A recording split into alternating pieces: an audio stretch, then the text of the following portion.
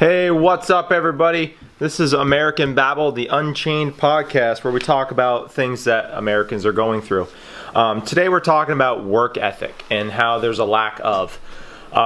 Being a business owner, I deal with a lot of other business owners. And one thing I've been running into a lot in the last couple of years is that people they can't find good help. You have that little phrase that's been going around in business. Can't find good help.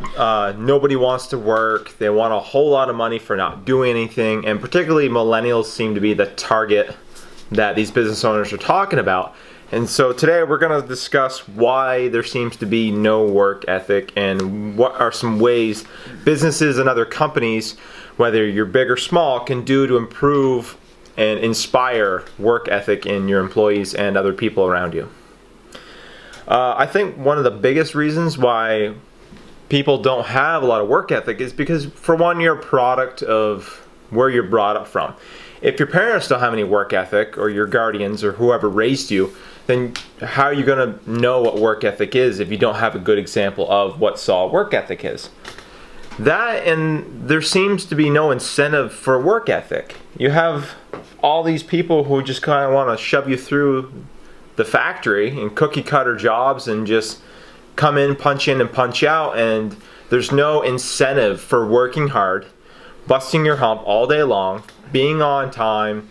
And if there is incentive, it's usually not enough to inspire you to keep continuing to reach higher. And as business owners, you want to inspire your people to work hard for you, to love what they do, and to appreciate the fact that you appreciate them. And with me today is Babble number 2. He was in our first podcast, and he's going to share a couple of thoughts on him, seeing how he himself is owner of several different businesses. And he's got a few people working for him as well, of course. And take it away, Babble. Well, first of all, thanks for being here. Thanks for having me. Of course. Thanks for letting me yell at all these people that are that are listening. I think that the problem stems from a variety of areas. I don't think that there's any one thing. I also don't think that it's solely a millennial thing. I think it's a pretty widespread problem that almost everybody is facing when it comes to having people work for them, and it's because money alone isn't enough reason to do a job. Right? If you have people that are doing a job solely for the money, it means most of the time they're going through some like financial hardship. It's not something that they really like to do. When you come from kind of this background of like you're growing up seeing all these people, and you're seeing all the 1%. I want to say like people that are wealthy. Yep. And there's such a focus on materialistic aspect of life, where it's like it's the cars, it's the house, it's all of that, and that's something like it's all about the stuff. That's how we were raised, and of course we're coming out of people our age, 20s. Mm-hmm. We all, right before we started getting into the world of working, right? As soon as you start joining the economy and industry and commerce, we were coming out of one of the biggest crashes that the United States have economically. 2008. Oh yeah, other than the Great Depression, it was right up there with it. It was a big one. Yeah, definitely. and of course it's like since then the economy's gone up because it was at a bottom, and none of us know financial hardship. And of course after that time, right, the number one priority for most people working was we got to make some money. Oh yeah, right, because think of like we got to catch up to where the entire economy tanked, right, and no one had any money, so now the emphasis in the culture and society on that time was materialistic, right? Securing things, securing money and assets and things like that. That way, if it crashes again, you have something you can fall back on. And anyone in that time that had any money and had any leverage, they were putting out content and putting out all this stuff on the internet. Mm-hmm. So they're like, oh, I made it, right? And of course, I made it through and I'm fine and this is how I'm loaded. Yeah. And now you see all these influencers and all these entrepreneurs, people like Ty Lopez and all, they're putting out videos talking about how they got to where they are and how they got rich. Yeah. And everyone was like so hard up and so focused on the money end of things that they're like, and you want that, like you need that in order to function in today's society. In order to make it through, you got to have some money. You have to have Definitely. a significant amount. Like, Oh, absolutely. the average person, you can't really live too flexibly on $50,000 a year income. No, it's tight in the United States, especially if you're a one-income household. That's tight. No, that's so tight. Like, you can't, like, raising kids and having house and having security and having, you know, your 401k and having money in your savings and all that. That's hard to do with $50,000 income. So. Oh, absolutely. And not to mention, like, for example, our teachers. Yeah. Teachers, on average, I think, make around between $30,000 to $40,000 a year. There's a lady, she retired. We'll go off on a little tangent for a minute. In a networking group, networking business market. She's a retired teacher, and I think she said, like 10 years ago, she was making only like $32,000 as a school teacher, which is ridiculous. Well, 10 years ago, but, we were in an economic recession. Like, we collapsed 10 years ago, so at least she had a job. Yeah, she had a job. But, I mean, even a school teacher, you know, and of course, typical single mom school teacher, that's not a lot of wiggle room as far as income and keeping. No. And, of course, she has kids, and she has to support a family with $30,000 to $50,000. That's super tight. Yeah. The other thing too is right before we were born, no, it was probably while we were young, the economy started shifting, right? Oh yeah. You had to have 2 incomes in order to support a family. So our parents were working, and we're growing up, going through school, and they're like, well, you got to go to college, you have to get a degree, and you got to get a good paying job, right? So they're like job. So you can buy some shit, have some kids, and die. Yeah, that was the lifestyle that kind of got shoved down our throats. Yeah, I didn't go to college, and everyone, and you know, out of my class, there was a really small percentage that didn't go, and it was kind of like, it was almost embarrassing to say like you weren't going to college, because if you know, the kind of assumption was if you weren't going to college, you weren't going to make anything of yourself. Yeah, and that was the same kind of stereotype I went through. Yep. I graduated a really small class. I think it was like 156. And I think 4 of us weren't going to college because the other I think 3 of us, we went right into the workforce, and then 1 of us went into the military. Yeah. And I know exactly how you feel when someone says, well, what are you doing after high school? You know, as a way of asking what college you're going to, and you're like, well, I got a job, I'm gonna go work. Yeah. And they kind of like roll their nose like, at really? you. They're like, really? Why? Yeah. Why would you do that? Yeah. And of course now it's like the majority of them have, you know, $100,000 in debt, $50,000 in debt, and they didn't get anything for it. Right? And they're making $12 an hour in a field that they didn't go to school for. Yes. So you have.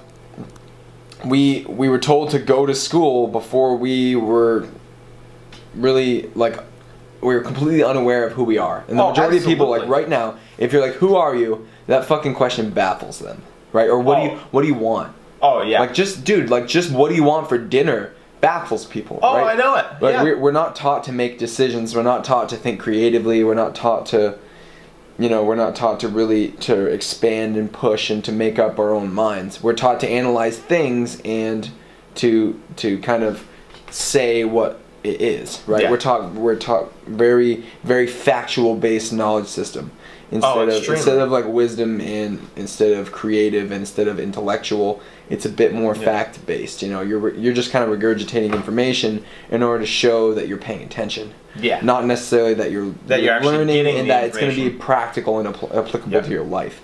And now you take that and you go through the school system, and you come out, and then you see this constant flow of things like online. You see, you know, companies trying to push their brands down your throat, you know, and people putting out all these videos, and it's really easy to see what the world has going on. And of course, you know, social media starts kicking up. Yeah. And now, if you look like you're somebody and you get some followers, that's worth money. Yeah. And it's even if you don't have a skill, if you have attention, that's worth something to businesses to advertise to. Because now that you have a following, say of 10, for easy math, 10,000 people, If a company says, "Hey, this is your followers are the demographics that I'm trying to sell to. Yeah. I will send you some free shit. You simply give me a shout out. Hey, look at this company, Coca-Cola, sent me a brand new T-shirt. Isn't that sweet? Yes. Instagram. Yep. Now, instantly, 10,000 plus people see that Coca-Cola. And that's an advertisement. It's a sponsored. Basically it's a free advertisement for Coca-Cola. How hard is it for them to send? How much does it actually cost them to send a T-shirt? None. I mean, you go on to any like Vistaprint or something like that where you can buy T-shirts in bulk, and It's nothing. It's chump change, especially when it's a subpar quality shirt. Yeah. The quality of the product when they give it out to these people in social media platforms, the quality of the product doesn't matter. The fact that their logo is on it. But yeah, a lot like the private label industry and all that. Yeah. Well, the thing is, like now people are being, they're getting something and they're being paid for attention. Yes. And not because they're doing or creating things. Yes. Right? And of course, that's a generalization. A lot of people who have followers and a lot of people who are creating content is really practical. They're putting out good stuff. Oh yeah, and they're bringing in value. Yeah. But here's the thing. Now, instead, they're like, well, if I stay home and I play on my cell phone, I could make more money and I could have more going on, and it would be cooler than getting a job downtown. Yeah, Right, so- working at the local tire shop. Right, so changing now tires on a car. and now you have, well, it's also not glamorous, right? It doesn't look cool, and all these other things. So they'd rather go to the gym, take some pictures of themselves, and then post it up there and get sponsored by Gymshark, which I know that's not how they do it. It's rigorous and all that. And you don't just get in for these companies, but that's the dream, right? Yeah. Everyone wants to be a social media influencer and just like live their lifestyle and get paid to not really do anything, right? Yes. And of course, like you see people on the street all the time, like panhandling, and people are like, get a job, do all this other stuff. I'm like, dude, that is their job. Yep. Their job is to stand there and hold that cardboard sign, and people give them money. I saw it today. Don't get mad at them because they're getting paid for doing nothing. Exactly. But you have to now. Businesses have to compete with that. Like if you own like a print shop. Yep. And you want somebody to do stickers and to do shirts and all this other stuff. Like, you're going to have to give them something that's better than the guy down the street. Like, now it's a really... Because the people who are working aren't doing it because it's what they like to do. They're doing it because they only need the money. Yeah. Right? And that's, like, you can be undercut all fucking day for that. Like, if you don't give an environment and you don't, like, really get to know your person... Yeah. Right? And it's like when you hire somebody, it should be like, well, what are your goals? What do you see yourself doing? And like really get to know them on like a deeper, like future, long-term basis. More than on paper. Because it's like, dude, if they don't know, right, then you might not be a good fit for them. Yeah. Like there are some people who are good. Like they're invested, they have a work ethic, they have all these things because the culture they were raised in, that's part of their upbringing. Yes. And they worked and they had that. Like parents have to instill that, and if they don't, then it's up to companies to do it to like for 'em. train that. Like that's So basically, it's like you have It's this it's like relying on school teachers to teach your kids and other aspects other than education. It's like you're asking like a daycare facility to raise your kid too. Yeah, well, it's like you have parents and you have an education system and then you have an industry and you have all the businesses and none of them want to take responsibility for the people, right? And everyone wants to like point the finger and be like, well, it's millennial this and millennial... Dude, they're just people. Yeah. They're no different. You just slap the... It's just what they're looking for is not what you're... Like, they don't want what you're offering anymore. Yeah. Right? They don't like... They want fulfillment and they want happiness and they want joy in their workplace. Yeah. Right? And they want equal... They want fair... The other thing, too, is they understand now. Yes. They understand because of, like, they've been shared... They see all this stuff on the internet and they're communicating with one another. They know that every second is a second they can't get back. Yes. And if they're going to trade that, doing something they don't like, monetary compensation has to be a lot. Oh, it's got to be a lot. Like intrinsic value. Yes. You have Or to, they're you're buying somebody's life. Oh, definitely. Or you have to have some fringe benefits in there. That's right. To outweigh what they're quote unquote losing. Yes. Like company culture is huge. Yes. If you have a terrible company culture, you're going to attract what you put out. So you're gonna, if you keep hiring all these kids that show up for a week, and then on their first paycheck you never see, after they cash their first paycheck, you never see them again.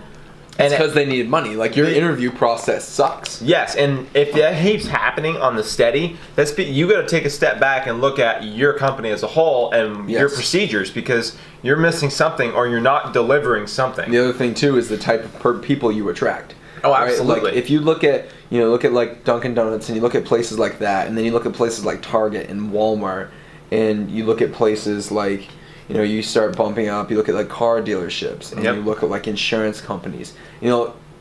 There's they can kind of make like a general, this is who works here. Yes. If they took all of their staff and like took out characteristics, work ethic, where they come from, what kind of families, what kind of money, like, you could almost say this is the kind of people who work here. Yeah. Just about, because it's like there are certain kinds of people that are like, I could work at a Dunkin' Donuts and make money. You have other people that are like, there's no fucking way. Like, I want to work at a dealership. I want to be an insurance rep. I want to start an agent. Like, you have more entrepreneurial mindset people that, like, they want to create something. They want to create value. They want to build something. Yeah. You have other people that need a paycheck and are looking for steady work, right? Yes. So that, like, your industry attracts a certain kind of people. Like, construction workers, like, dude, typically there's not a lot of like inventors. No. And there's not a lot of like really thinking, really high educated, because as soon as you start looking at the world, you understand and you learn how money works. Mm-hmm. That changes everything. Oh, definitely. So it's like, you also have to understand, like, yes, you want to give everyone equal pay for their life and for what they're giving you, but when you're selling $3 coffees, like, you're not going to pay somebody $50,000 a year. Like, They would have to sell a fucking million coffees for it to make sense. Or you'd have to bump up your prices. Yes, but that now you have that percentage. It moves you into competition with other people, and there's this like employer wages versus worth. Yes. And you have this like, people think they're worth a ton because, well, they are. Right, they are a good person, a good worker, and like a quality employee. They're worth a lot of money. But then again, there's also this tipping point to where it breaks the business model, and you can't afford them. Oh, definitely. They couldn't afford me. No, because I have a certain say, like, this is the minimum that I would work for. Yeah. Otherwise I'm gonna go do something else. Like, if you can't pay that, I won't do it. Yeah. But I also like. We also all have like a top limit as well. Oh, definitely. Like, what you think you're worth. Yep. And those of course, people, when it comes to thinking of what you're worth, vast majority of people are going to discredit themselves on how much they're worth. Just for an example, because you do a lot of consulting and with businesses, and you do a lot of media marketing, and you do all kinds of really in-depth creative shit. Yeah. What is your average rate per hour, for example, for $1 million company? For $1 million company, most of the time, saying like a per hour charge, I don't normally like to charge per hour, because that's still kind of a employee mindset, right? Yeah. Like, people are like, oh, I make $20 per hour. I make $15 per hour. No, you don't. You bring a percentage of money to the company. You bring like $100 worth of value, right? They're making $100 an hour off of you, so they pay you 15, 20, whatever it is, right? That's how much they give you, a percentage of what you're bringing them in. You don't get paid for your time; you get paid for what you're doing in your time, right? How difficult your job is, blah blah blah. Yep. So when I'm working with a company, I think of what it is that I'm doing for them, right? If I can double their profits like in a year. Right, so it's like, say they're $1 million profit company, and they go from like 1 to 2. That's worth a shit ton of money. Oh, definitely. Right, and it's like if I charge them $10,000, $20,000, $30,000, $40,000, it doesn't matter, because they're doubling, right? Oh yeah, they're going up 100%. So they're willing from 1 to 2. So they're willing to pay. It depends on the size of the project, but that's because of what I'm doing. Like, I'm bringing them a lot of value, so that skill and that knowledge and that activity is worth more. Yeah. Right. So it's difficult to really pick. Sometimes you're working more like business operations. You're looking at marketing sometimes, and you talk about commercials and media, and all that stuff's worth a different amount. But those are all skills that I've developed. How about just for a quick little thing. Another might be a better, easier example for you. Say you build a primo website for a company. Yeah. Like, it is just a work of art masterpiece website. And I've seen a lot of your websites, and you've actually built some for me before too. And I mean, I couldn't be happier. What would a rate for a typical beautiful everything you can need website for an auto industry? Oh, well, it would probably be like, you get on WordPress and you start building stuff, and if I have to make all of the media and I have to build all the videos and do all that, it can be upwards of 10. Upwards of 10 grand. 10,000, yeah. Yeah. Because it's like, well, again though, you see what kind of value that's going to bring them, because if you got a beautiful website, that's your business card, and that is you online. Yes. That's got to be huge, and that's got to sell it before they even show up at your dealership. Yes. And again, that's where, how much you get compensated for the value you bring. It's mostly that we're taught to do facts, and we're not taught practical skills, and we're not taught how to learn skills. Mostly. Yeah. I find that they kind of, in more subjects than one, they beat the level learning out of you a little bit. Like, they definitely do, especially in public schools. Yeah, because they have a certain curriculum and they have certain things that they are told that they got to get done. They kind of just shuffle you through, and they set the bar in the medium zone that way it can cater to as many people as possible and shove you out and push you to colleges because colleges pay for the schools. Yes. So you have, I think a lot of the pressure that comes from going to school is because colleges help support public schools, and they also have a lot of leverage because the college is a business. Like, let's make no mistake to think that it's an educational body. It's definitely not. It's definitely a business. They're there to make money, and for sure. they have knowledge, and they trade it for, and they have reputation. Yeah. Mostly they have brand more than anything. It's like, dude, Harvard doesn't pump out better people than any other school. No. But they do have a certain kind of credential that goes with them. Whether they're better than, whether a degree from there is better than Berkeley as far as practical knowledge, or, Yale or anything like that, it doesn't matter. Yeah. Just the brand of Harvard alone is, worth the money to people. Yeah. That's why Nike can charge what they charge. Like, I'm wearing Nikes right now. That's why they can charge what they charge. And all these like smaller brands, they don't have the reputation, they don't have the brand to charge. Yeah. So I think that you have to, when you're picking employees and when you're picking a job, you need to look at what it is that you have for leverage. Yes. Right? If you want to get paid more, you got to bring them in some money. Well, you also have to. You got to make it. You have to sell yourself. Like, they're like, oh, most definitely. When they say, "What was your pay?" Right? Because they want to see what they can negotiate for your money. Because they want to negotiate you down. You want to negotiate them up. It's just like trying to sell a car or something. It's the same thing, right? Yeah. So, and we're distracted.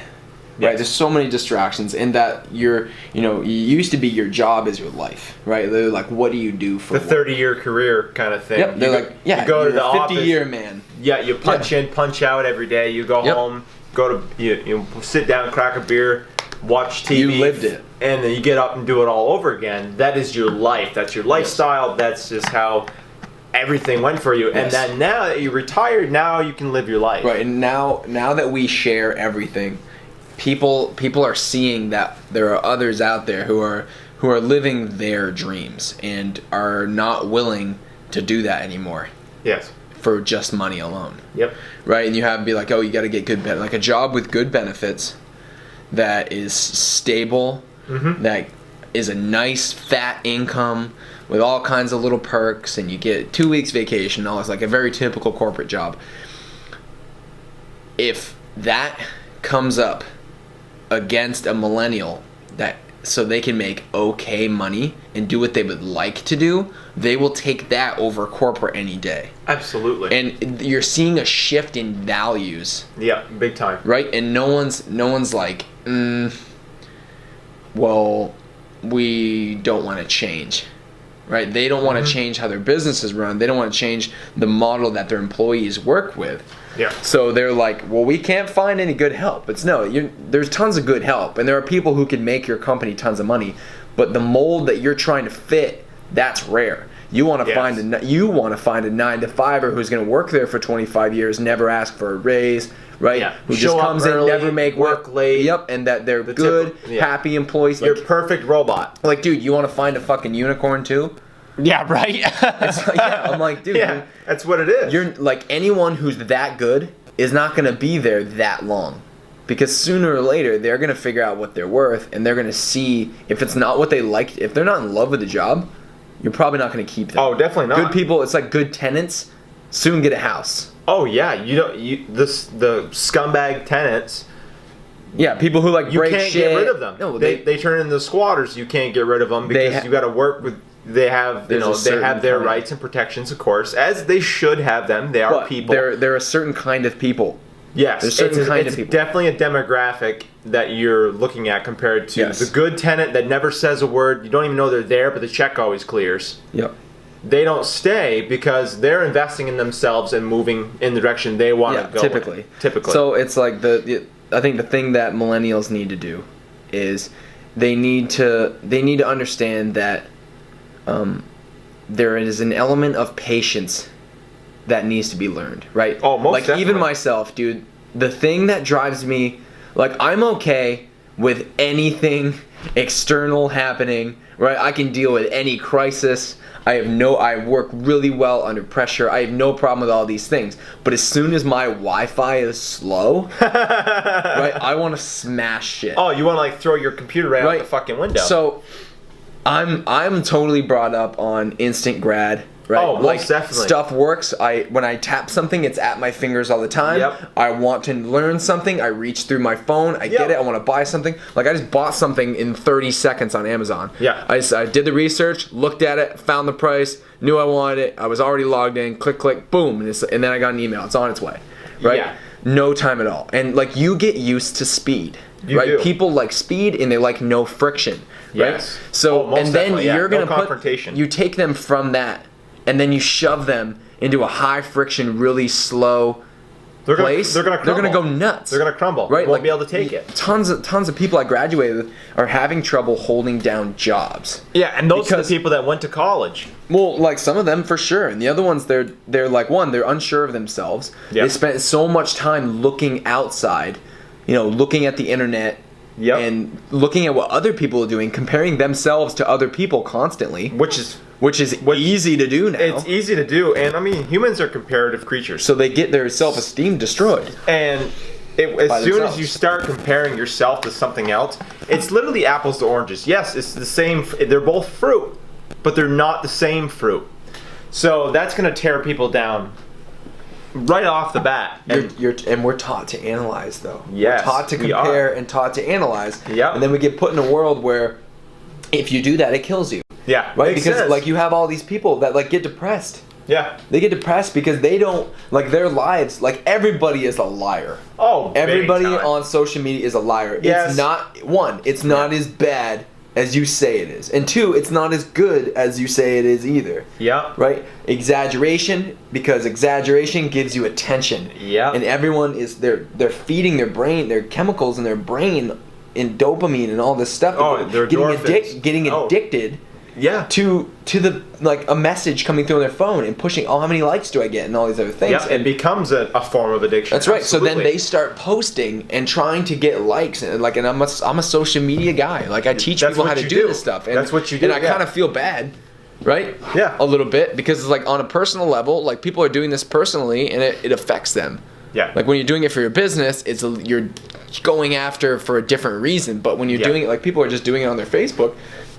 Like if nobody reaches out, they get depressed. So they start like screaming and I need help. doing I need all this help, I stuff need in help. order to Yeah. get attention, Yeah. right? And now they're only communicating through devices, and then they Yep. get into a face-to-face kind of thing, and it's like, They don't know what to do. right, acting, confrontation. Let's just say confrontation. People have no problem bitching you out over text. Yeah, oh, but they get definitely. in person, and then they pretend like they're your best friend and nothing happened. They put right? on this You happy, funny face. You run that into all the time because yeah. they lack the self-esteem and the confidence Yep. and the social maturity to deal with that confrontation in person. They don't know how. Oh, most and definitely. it's like, dude, you're going to put them in a work environment where they're going to have to confront people. Oh, they're yeah. going to have to interact with coworkers and bosses. And when, Yeah. they come from, it's okay, we're going to work this out. And Might be out of time. so It's like they're taught to dream. Oh yeah. But they're not taught to achieve them. No. In a realistic fucking manner. Like Yeah. no one's real with them. They're like, dude, when you get out there, it's gonna take you 3-4 years to get that done. Just to let you know. But keep grinding, and you'll get it. That's right. And of course, simply by having the momentum. it's friction, and they're not used to friction. Yep, And they don't know how to handle it. So they slide back and forth, trying to find some kind of fulfillment in something when they're not happy with themselves. Yep. And you have a workplace that doesn't understand that. Everybody's fucking baffled. It's like, dude, I know. It's like, dude, just ask them. Yeah. Seriously, everyone's like talking about millennials like right in front of them. Yeah. And it's like, dude, calling them millennials, that's stupid. They're young people. Well, all you're doing is creating a wedge between you and them. It's always been this way, right? Yeah. Young people are different than older people, and they're like, well, we're worried about these young people, and it's like, shut the fuck up.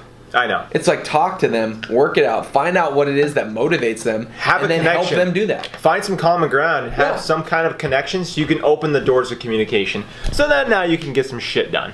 Basically, and the other thing too is like you need to communicate. You have need to. But you also need to understand that right now you're gonna see. This is it's a little turbulent right now. Yes. Economy's booming. Things Yep. are going on. Tons of things are happening. Social issues, all these other things. Yep. There's a lot of vibration right now. Big time. And something's gonna break, and Yep. we're gonna find out what it's gonna be. And if the economy collapses, you're gonna see a major shift, right? Because all the people who are, all the people who are starting their own businesses, right? You're seeing a giant boost in entrepreneurship. Yeah. People are just like doing things on the side, whether they're doing Yeah. social media, A side hustle of they some got side kind. hustles and stuff that they Yeah. want to turn to their full-time business, and then travel the world on their computer and all that. And you've never been able to do that more than now. Yeah. But as soon as there's an economic crash, no one's going to want to pay for their lifestyle and for the work they're doing. Mm-hmm. So you're going to get a massive flood of people coming back to standard jobs and standard Back to trades and all security. that, because those, one, are always needed, and two, businesses are going to have an upper hand right now. Yeah, they'll have Right leverage. now, there's more demand than there are people who are willing to get in those positions. So it's like, dude, if you want to work at in a trade, Yeah. you can literally go to every single one of them and say, I got an offer from these guys, and you have it. You have all the power. Oh, If yeah. I went down to a lumber place and I was like, yo, Yep. I'm looking at a job. What can you guys offer me? Yep. And they'll be like, this is what we got, and I'll be like, oh, this lumber company over here, this mill or whatever, they offered me this. Can you guys match that? And it's like, now we have leverage. Yeah. But as soon as the economy collapses and it goes the other way, and now there are less jobs and there are people who are looking for them, Yeah. businesses have the upper hand. Oh yeah. And they're like, Because now they get 12. and now it goes the other way. Yeah. They're getting 12 People are going to applicants try a to day. undercut each other in Oh. order just to get the job, because they'll Yep. need the money. Yep. And there's tons of depression right now. Oh, it's bad. Because people are either, one, they feel like they're not doing enough and they're not achieving enough. and they're not fulfilled. They're not fulfilled. Yeah. And they're unhappy. Yeah. Because they're taught to go outward. It's outward, right? Yep. Worried about your job, worried about your college, worried about your lifestyle. Worried about your stuff. Worried about your social status, worried about all these things, and they're Yeah. less worried about what's happening internally. Oh, yeah. Like that's the foundation of your life, is what your inner dialogue, like what you tell yourself and what's going on in your head. Yep. That's how you build your life, and that's something that's got cracks in it. Yeah. With almost everyone, that foundation needs work Yeah. before you see any kind of evening between employers and people want to work, and trying to find a balance between this. Yeah. It's gonna be a while. Yeah. That's for sure. Well, that's all the time we got today. Thanks for tuning in to American Babble, the Unchained podcast, where we talk about everything and anything that Americans go through. I want to thank my guest today, Babble 1, or Babble 2, whoever you want to call us. Thanks for tuning in, and as always, let us know what you think. Chime in with your comments, and if you have any particular thing you want to discuss or want us to talk about, throw in your subjects. I mean, it's everyday life, so anything can go. Who knows? Thanks for tuning in, guys. Have a good one, and take care of yourselves, and don't be afraid to ask for more.